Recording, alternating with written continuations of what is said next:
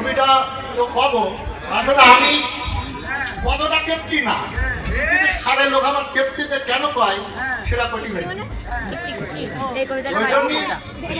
সেটা কবিতা পাবো কেন কয় চিকিৎসা ডাক্তার মোহাম্মদ খালেদ রেজা ভাই কথা দিল অনেক সবাই নামাই পুরা একটা কথা বলি আমি বলো কোটি কাজে হিসেব করি চলি তারপরেও লোকে আমার কেমনি কেন কয় এই কথাটা শুনলে আমার মিজাজ গরম হয় টাকা জমি আমার বাবু তো 2-10 বিঘি আছে 10-12 লাখ টাকা রই ব্যাংক মালিকের কাছে 3টি আছে খাওয়া দাওয়া তিনটি আছে নেই ইরা আমার শেষ করছি ভাগ্য খাবার খাই 1 কেজি হঠাৎ সেদিন গিরনি কইলু পুরোই গেছে তাই মাছ গেছে 300 ফুটির গায়ে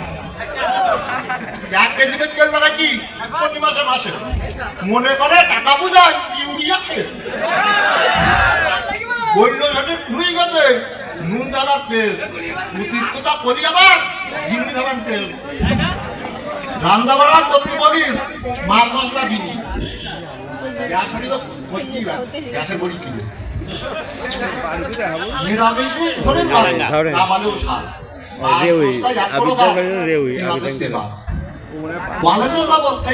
নাটক করে সুন্দর সুন্দর ব্যায়াম হবে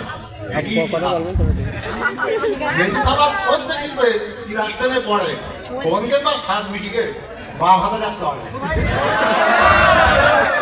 বাড়ি বলো আধা খানি মুড়ি কিনি রাখা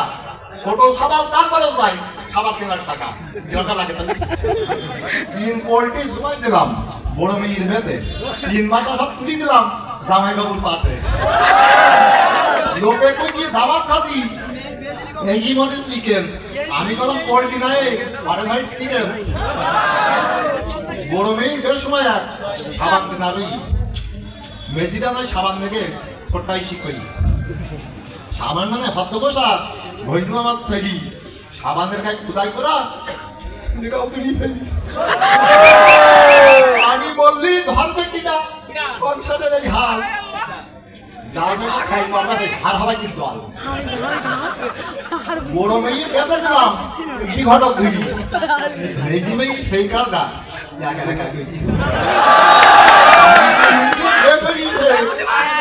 বাড়ি গেছে লোক আমার অনেক খরচ বাঁচাইতেছে